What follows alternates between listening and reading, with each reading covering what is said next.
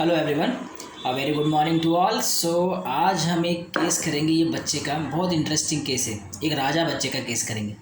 ये बच्चे का नाम ही राजा बच्चा है। मैंने आपको स्टार्टिंग में ही बता दिया है कि बच्चा कैसा है।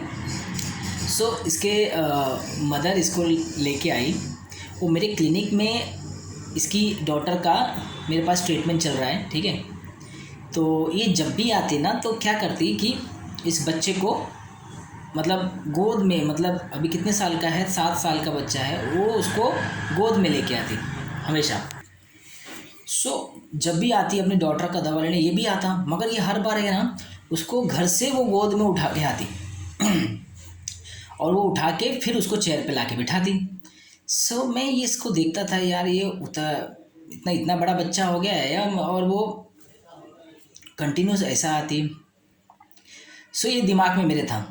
एक दिन इसकी मदर आई तो उसने बोला कि सर इसको फ़ीवर ना उतर ही नहीं रहा है, और इसका फ़ीवर 103 104 तक जा रहा है, और एंटीबायोटिक देने के बाद थोड़े समय के लिए कम होता है, फिर से सीरियस हो जाता है। तो 5 दिन से 4-5 दिन से बहुत ज़्यादा मतलब मेडिसिन दिया पर उतर नहीं रहा है। मैंने पूछा कि अच्छा बताइए करता क्या है।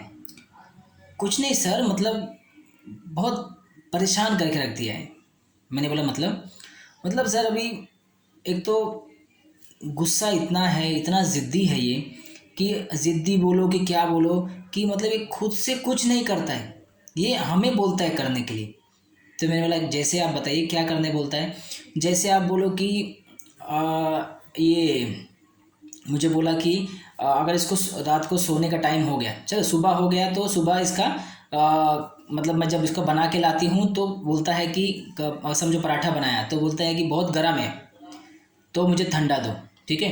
जब ठंडा करके देती, बहुत ठंडा हो गया है, गरम लेके आओ, ठीक है, गरम चाहिए। तो इस तरीके से परेशान करता है। ये चीज़ चाहिए तो वो चीज़ दिलाएंगे, नहीं ये नहीं, अब दूसरा चीज़ चाहिए, ठीक है। उसको सुलाने के लिए भी मुझे अपने बेडरूम तक इसको उठा के लेके जाना पड़ता है। मतलब ये बोलता है कि उठाओ मुझे लेके चलो, मुझे सुलाओ, ठीक है। तो ये इस तरीके से उसको सुलाना पड़ता है, मतलब उसको उठा के मुझे लेके जाना पड़ता है। वो मैं घर से कभी भी आती हूँ आपके क्लिनिक में तो आप देखते होंगे मैं इसको उठा के, तो ये मुझे वहाँ से बोलता है कि मुझे उठा के ले चलो। इवन ये बाथरूम में जाता है और वॉशरूम के लिए टॉयलेट करता है और पानी डालता नहीं है, तो मुझे बोलता है पानी डाल दो, ठीक है। तो इस तरीके से मुझे और अपनी बहन को तो ये लात से मारता है। मतलब इतना ज़्यादा ये है कि अगर उसकी बहन इसको कुछ कर देगी तो उसको लात लात से मारता है। तो ये हम पे भी हाथ उठा देता है, ठीक है। तो इस तरीके से पता नहीं हम इसका करें क्या। और अगर हम थोड़ा सा स्ट्रिक्ट हो जाते हैं तो ये फिर आउट ऑफ कंट्रोल हो जाता है, ये किसी की नहीं सुनता है। ये इतना तेज़ चिल्लाता है कि कंट्रोल के बाहर चला जाता है, ठीक है। तो हम इससे कैसे डील करें हमें नहीं समझ में आता है। हमें तो लगता है हम इसका गुलाम हैं। ये जो बोलता है हमको वो करना पड़ता है। ये हमको ऑर्डर देता है कि ये करो, ऐसा करो, मुझे उठा के ले चलो, मुझे सुला दो, मेरे लिए खाना लगाओ, ठीक है। तो और अगर आप नहीं किया तो फिर चिल्लम चाली करता है, वो चिल्लाता है बहुत ज़ोर ज़ोर से।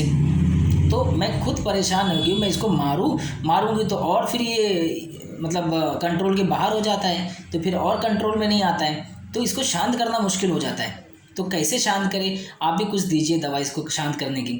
तो मैंने बोला कि अभी फ़ीवर में कुछ नहीं करता है। फ़ीवर में बस पड़ा रहता है, मेरा पैर दुख रहा है, पैर दबाओ, ठीक है, सर दुख रहा है, सर दबाओ, ठीक है, हाथ दुख रहा है, हाथ दबाओ, ठीक है। ऐसे हमसे दबवाता रहता है। इसके फादर आते हैं, उनसे दबवाता है, मुझसे दबवाता है, ठीक है। छोटी बहन कुछ करती, इसका सामान ले लेगी तो उसको लात लात से मारने लगता है, ठीक है। हम पे भी गुस्सा आया तो मेरे पर भी कभी हाथ उठा देता है। मैंने तो इसको 2-3 बार लगा भी दिया, मगर लगाने के बाद फिर ये एकदम अपने काबू से बाहर हो जाता है। तो ये सब जो उसकी मदर है वो बता रही थी। तो मैंने क्या देखा कि अब ये बच्चा सब सुन रहा है। बच्चा क्या कर रहा है, सब मदर जो भी उसके बारे में बता रहे हैं वो मस्त में अपना कुछ गेम लेके खेल रहे हैं। हाँ, उसको ऐसा लग रहा है कि वो कुछ सुन ही नहीं रहा है। बच्चे के ऊपर उसका कोई रिएक्शन नहीं है। बच्चा अपने गेम में ही कुछ उंगली में ऐसे ऐसे कर रहा है। ऐसा लग रहा है कि उसको कोई फ़र्क ही नहीं पड़ रहा है उसकी माँ क्या बोल रही है। वो मुंडी उस साइड करके थोड़ा अपोजिट में मेरे एग्जामिनेशन टेबल के साइड में जस्ट लेफ्ट साइड में मदर यहाँ उसकी किस्से बता रही है एंड ये मस्त में अपना उधर खेल रहा है। तो इसको एक रत्ती भर का भी कोई फ़र्क नहीं पड़ रहा है। ऐसा लग रहा है कि किसी और के बारे में बात कर रहे हैं। इसका कोई रिएक्शन लेस। हम बोलते ना। तो ये मस्त में अपना चल रहा है और मदर की कहानी अलग चल रही है। मदर इसके बारे में कंप्लेन कर रही है, मगर ये बॉस का तो कोई रिएक्शन ही नहीं है, मुँह फेस एकदम एकदम सेम स्ट्रेचर में अपने जो एक्शन में वो जो कर रहा है वही कर रहा है, उसको मतलब ही नहीं है कि सराउंडिंग में क्या चल रहा है, किसके बारे में बोल रहे हैं। तो this is the total observation. तो मैंने बोला कि ठीक है चलो मैं एक दवा देता हूँ, मुझे बताइए फीवर उतरता है कि नहीं, ठीक है। सो 100 उस समय जब मेरे पास आया था तो वो बच्चा 103 फीवर में था। एंड ही वॉज जब मदर वॉज कंप्लेनिंग एंड वो सिटिंग एंड जो कुछ तो हाथ में लेके कुछ घुमा रहा था बस, और मदर की तरफ और मेरी तरफ उसका ध्यान ही नहीं। सो मैंने बोला दवा देने के बाद बताइए, तो 200 का मैंने वाटर में डोज दिया 10 मिनट्स में 5 डोज देने के बाद आफ्टर 4 स्ट्रोक। सो फीवर जो 103 था, 1 घंटे बाद उसका फीवर 102 हो गया। तो मैंने बोला वेट कीजिए 1 घंटे बाद फिर बताइए। वापस से 1 घंटे बाद किया तो 101 हो गया, रात के 11 बज चुके थे। तो मैंने बोला एक काम कीजिए, फीवर उतर जाएगा सुबह तक, अभी उसको कुछ देना नहीं है, वेट एंड वॉच करना है, और रात में अगर कुछ लगा तो मुझे इन्फॉर्म कीजिए। सो फीवर सुबह तक 98 हो गया था, रात में वो सो गया था, ठीक है। और धीरे धीरे करके उसका टेम्परेचर उसके बाद नॉर्मल हो गया। मॉर्निंग में थोड़ा सा 99 हुआ था, मगर नेक्स्ट डे धीरे धीरे करके वो सबसाइड हो गया। तो डोज रिपीट उसके बाद नहीं करना पड़ा। उसके साथ उसको खांसी भी था, सर्दी भी था। सो ये चीज़ कंटिन्यूस उसको 2 दिन में या 3 दिन में वो जो फीवर का स्पाइक था वो टूट के वो ठीक हो गया। धीरे धीरे करके उसका जो ऑब्स्टिन जो नेचर था इस तरीके से ऑर्डर वाला, उसमें काफ़ी चेंजेस आ गए, वो भी काफ़ी कम हो गया, ठीक है। तो मदर का जो बहुत अनकंफर्टेबल पॉइंट था वो भी ठीक हो गया। देखिए ज़िद्दी बच्चे हर किसी में होते हैं, ऑब्स्टिनिटी हर बच्चे में होती है और होनी भी चाहिए, ये अच्छी बात है। ऑब्स्टिनिटी, ज़िद्दी, नहीं सुनना, बात नहीं माना, मस्ती करना, हाँ, मिस्चीवियसनेस, ये सारी चीज़ों में क्वालिटी होती है। मगर दिस इज एक्सेस हो जाता है ना, तब हमें वो मॉर्बिडिटी को कंसिडर करना है। नहीं तो हम सादा बच्चा भी अगर हम बोलेंगे ना तो फिर बच्चा होने का फ़ायदा क्या, बच्चा होके सब कुछ कर सकते ना। तो इस बच्चे में इसकी मॉर्बिडिटी कुछ ज़्यादा थी, इसके मोरल सेंस खत्म हो चुके थे, ठीक।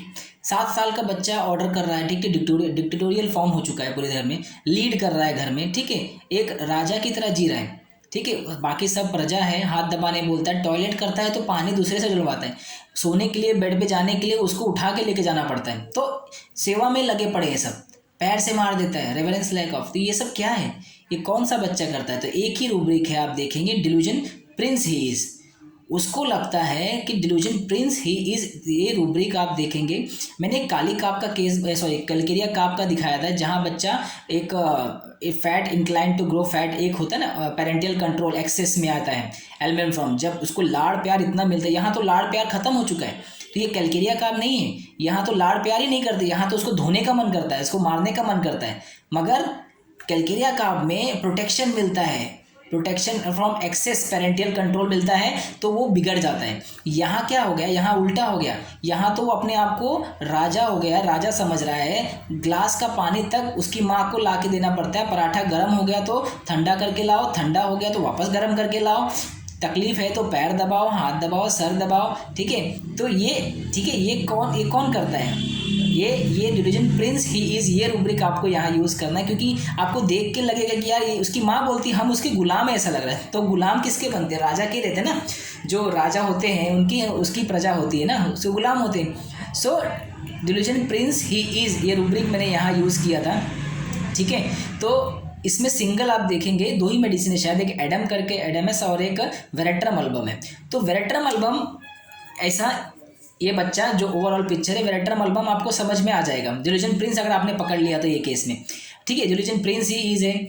और वो जो बच्चा देख रहा है ना, उसको कोई फर्क नहीं पड़ रहा रत्ती भर का, आप देखेंगे क्लिनिक में बैठा है वो अपनी दुनिया में, उसको कोई लेना देना नहीं, माँ क्या कंप्लेन कर रही है, डॉक्टर क्या बोलेंगे, वो पूरी तरह से बहरा है, ठीक है। डेफ एंड डम रूब्रिक है हमारे पास, कोई नहीं, उसको सुनाई नहीं दे रहा है कि कौन क्या बोल रहा है। तो डिल्यूजन डेफ एंड डम, ठीक है, ही इज। तो इसमें भी वेरेट्रम अल्बम सिंगल है, ठीक है। मोरल सेंस वांट ऑफ में भी आ गया ये, ठीक है। मोरल सेंस ना, लात से मारता है, अपनी माँ को मार देता है, क्योंकि राजा है ना भैया, डिक्टेटोरियल है, वो किसी पे भी हाथ उठा सकता है। उसको ऐसे अंदर फीलिंग आ गई है कि वो किसी को भी लीड कर सकता है, डिक्टेट कर सकता है।